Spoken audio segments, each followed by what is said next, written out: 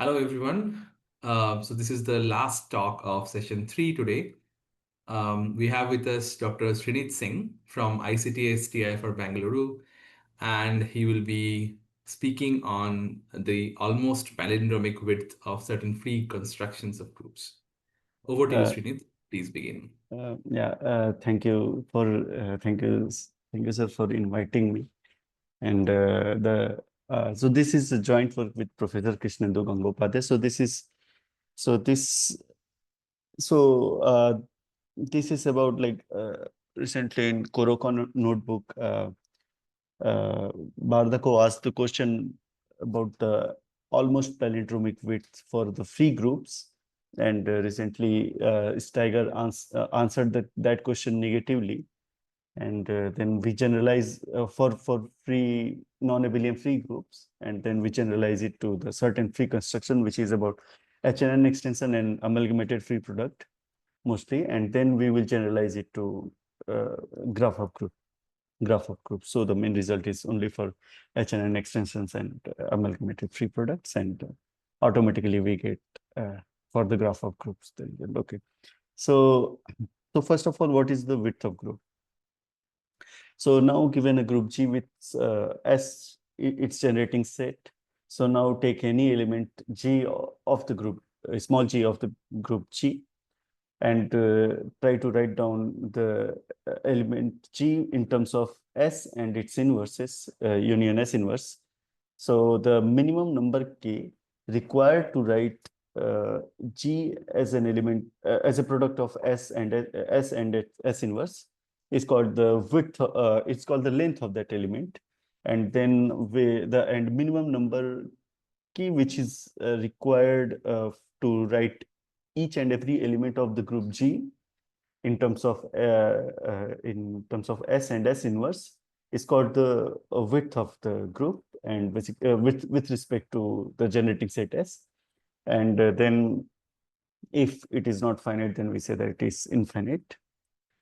And then first of all, I will just briefly introduce what is graph of groups. So for graph of groups, we have a data, which is we should have a connected graph X. And for each vertex, we associate a vertex group GV. And for each oriented edge E, we have an edge GE. And such that there is an injection map, like marked injection, from G to GV. Like if E is an edge joining V1 and V2, then G will be injected inside GV1, and GE will again be injected inside GV2. So we also have that data, and for us, like G will be same as G bar. G will be like if it's reversed, then G equal to G bar. So we don't distinguish the like G E from E bar.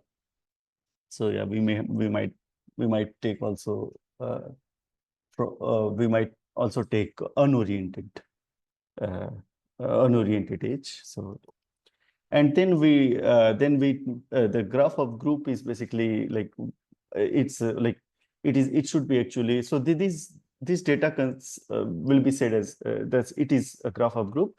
Then we talk about the fundamental group of graph of group, which is, and then so how do we like what will be the fundamental group of graph of group? So I'm not going to detail, but so basically you will be having so it will be generated by the vertex groups basically, and the edge groups will give some relations to edge groups will give some relation between the vertex groups of it. So basically, so now take a maximal subtree of X, and then and now take a generating set SV of the vertex group GV. Then it will be generated by SV union edges of X minus edges of this. So this is very vague basically. But this is the generating set. This will be generating set, and I don't define the relation, like how do they what are the relation between, like if we have V1 and V2 joined by some edge E, then two vertex, then what is the relation? I don't, but then the fundamental group will come into picture. So anyway, so I will talk about its particular instances where it is an HNN extension and it is an amalgamated free product. So consider a graph of groups with a single vertex V and a loop E at V. Then so we will have an edge vertex GE and we'll have a vertex group GV. So GE will be embedded two ways from into GV. So and then so basically this and then X has only one vertex. So any maximal subtree is just the vertex. So E remains in the generating set, and then and what E does is E will conjugate the phi one like the one embedding of the H group GE to another embedding of the H to another embedding of GE. So this is G phi 0 is in one embedding and phi 1 is another embedding. So E will just conjugate these two. It might happen that they will phi 0 E GE is already a conjugate of phi 1 EGE inside GV. But again, we will introduce one more alphabet E, and it will again conjugate this phi 0 EGE and phi 1 EGE. So basically, so this yields an HNN extension. Basically, what is an HNN extension? So G is a group, and A and B are isomorphic subgroup of G, such that phi is an isomorphism from between A and B. Phi need not be an isomorphism of G. So the phi is not an isomorphism of G, but phi is an isomorphism of the subgroups. So the corresponding HNN extension is if you introduce one more later, and the relations T inverse AT is phi of A for all A. So this is the HNN extension of G. With respect to proper isomorphic subgroups A and P, and with the isomorphism phi. And amalgamated free product is, now take a graph of group GX where X has two vertices V1 and V2 joined by a single HE. Now GE will be embedded in GV1 and GV2 via this embedding. So now since X itself is a tree, its fundamental group is the amalgamated free product of GV1 and GV2 over GE. So these embeddings, so now the fundamental group, so basically these phi 0 EGE and phi 1 EGE will be like, you will identify them and then hence you get the amalgamated free product. Basically, let G1 and G2 are two groups with subgroups H1 and H2 in G1 and G2 respectively, such that phi is an isomorphism between H1 and H2. And their amalgamated free product is defined by G1 star HG2, which is this is the G1, G2, and where you will identify phi H with H here, where H belongs to H1. So phi H will be in H2. So with this identification, so this is amalgamated free product. So now we'll define almost palindromic width as to what is almost palindromic width. So first of all, what is a palindrome? What is a palindrome? So G is a group with a generating set X. So now we call an element G to be a palindrome if we have a representation of G in terms of X plus minus, such that if you read it left to right and right to left, you read the same G. You read the same thing, G. So that is the palindrome, and in general. And what is an M almost palindrome? So more generally, so Bharata could generalize this, and so now if you have an element G, and we call it G said to be a M almost palindrome if now you take a representation of G And now if you change that representation of G with not more than m at m many representation of G in terms of x plus minus is x union x inverse. So now if you have a representation of G and you in terms of x plus minus, and you change like and you change the letters, not at most m letters, and an you get a palindrome, then that will be then that letter will be called an m almost palindrome. G will be called m almost palindrome. Basically, so if G is called an m almost palindrome, if it differs from a palindrome with at most m letters. So basically, so set of all, if m is bigger than equal to 1, then set of all palindromes will also be called m almost palindromes. So we denote the set of all m palindromes in G by pm palindrome, m almost palindrome pm, and pmx will be to capture the data that what is the generating set there. So the m almost palindromic width of G. So certainly every element of X is an m almost palindrome because it's a palindrome. It's a single element. So it's a palindrome. So so m almost palindromic width of G with yeah. So what I wanted to say is that so every palindromic so as the set of m almost palindrome with respect to a generating set X is always a generating set. So now we can talk about m almost palindromic width of G with respect to the generating set G is the smallest K, such that you can write any element of G as a product of K many m almost palindromes. So if there is no K, then we'll say that it has infinite m almost palindromic width. So basically, Bardakho asked the question whether there exists a pair of natural numbers C, M such that every element in free group of two generators can be written as a product of not more than C many m almost palindromes in letters A plus minus 1 and B plus minus 1. Like AB is the generator of the free group. So the recently, so Steiger answered this question negatively by showing that there does not exist any pair for any non-abelian free group.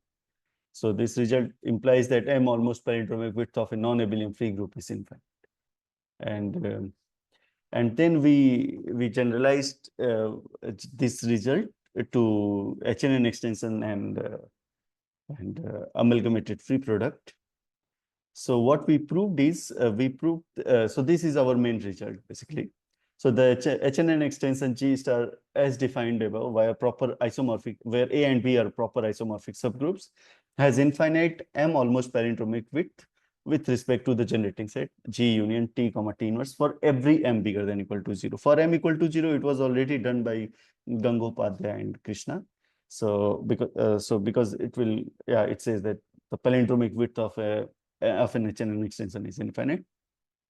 And then we generalize Steiger result by showing that if G is an amalgamated free product of G1 and G2, such that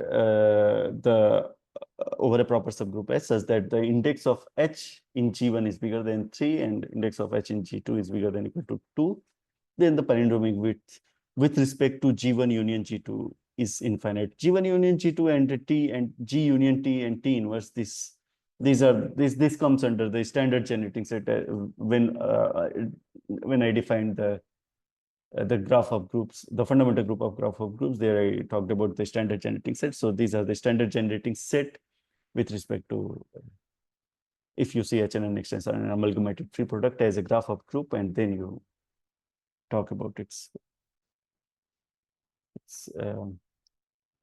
fundamental group. Yeah.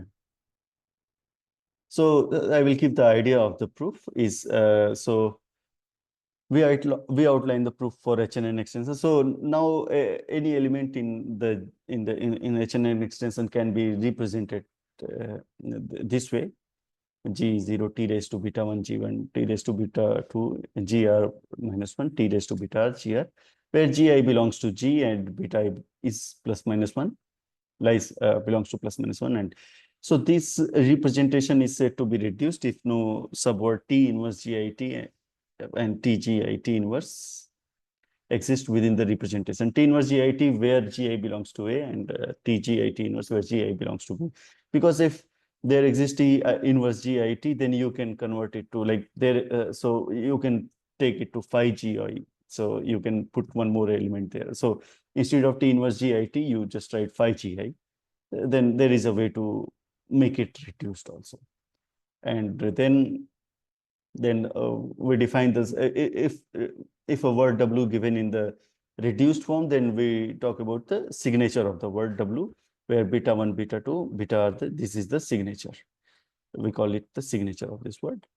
And this will give us, this signature will give us a quasi-homomorphism of this HNN extension. So let's signature of W is theta 1, theta 2, theta R. And then we define the following. PKW is the number of consecutive K many plus 1 sections here in the signature.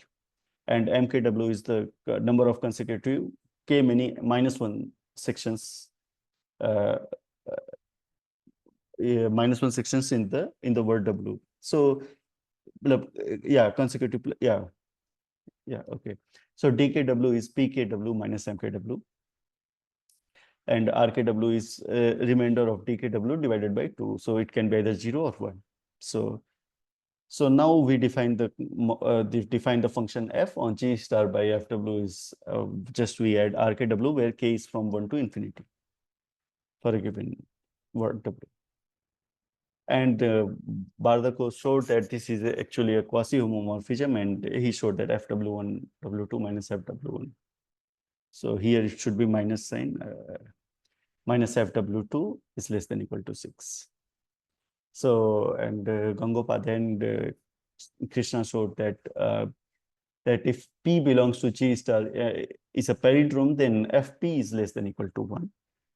But for this quasi-homomorphism, and this is just this lemma is just an extension of this lemma. F is a quasi-homomorphism. Then you just put like here we used only 2 times, so here and the n times, so it is nothing special about this lemma.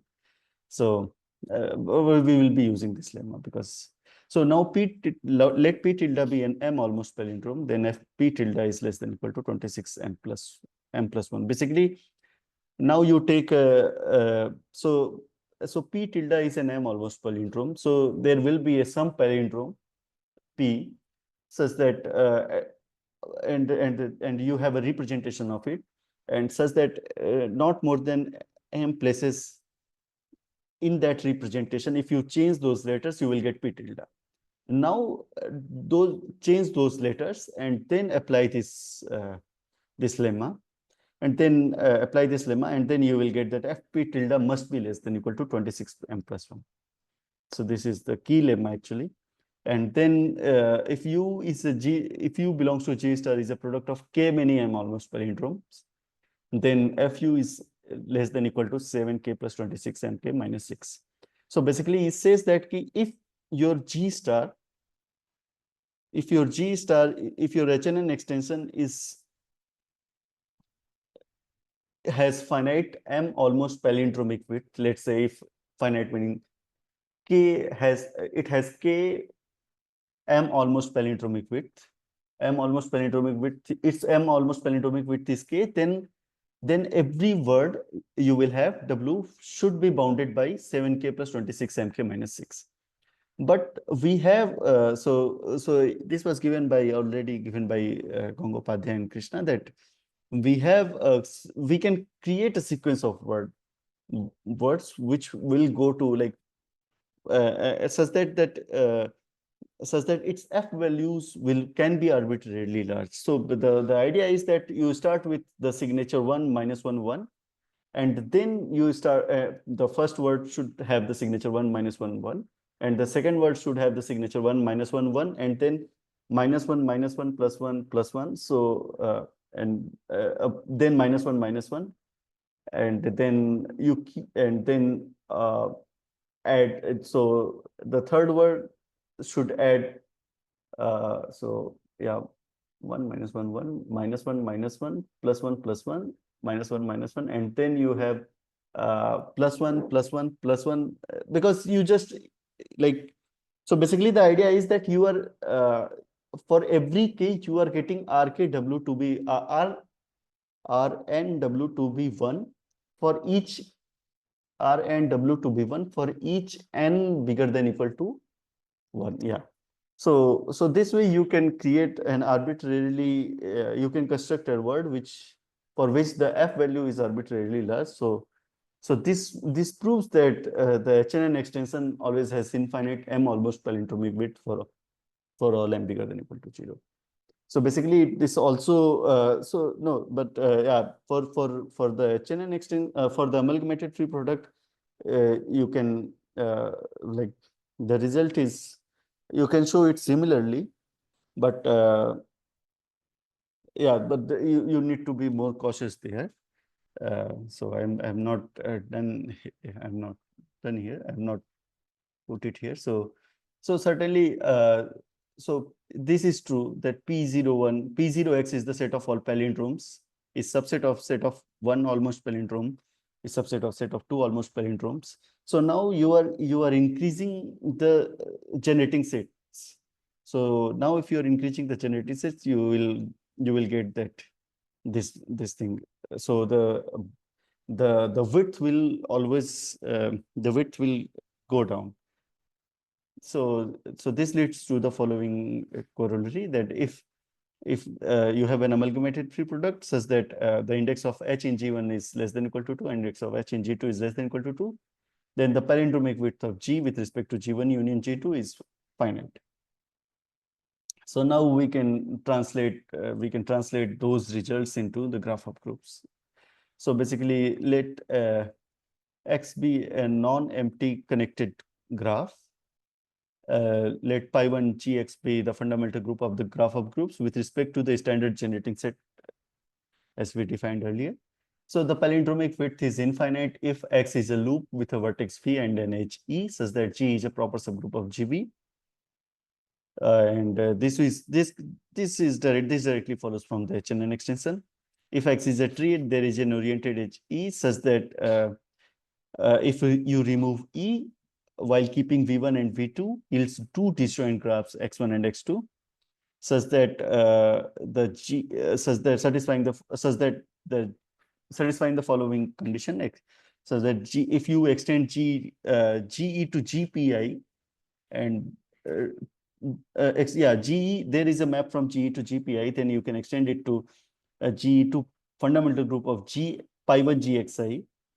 And we have this pi1 GX1 is the index of phi1 GI in pi1 GX1 is bigger than equal to 3, and pi1 GX2, the index of phi2 GE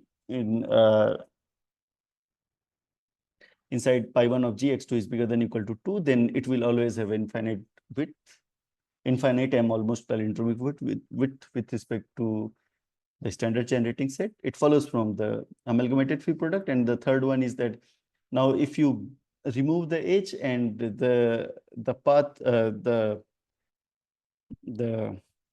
graph is still connected, then and GE is a proper subgroup of pi1 GX test, then we have then again from the HNN extension you will get that this will have an infinite M almost palindromic width with respect to the generating set, standard generating set. Yes.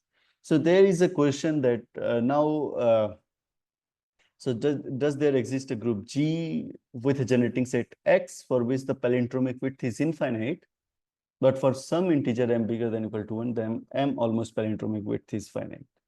So this should be a very interesting question, but I don't know.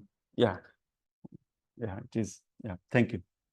So these are the references, and yeah, this work is already on archive, so I have not put this in the reference. Thank you.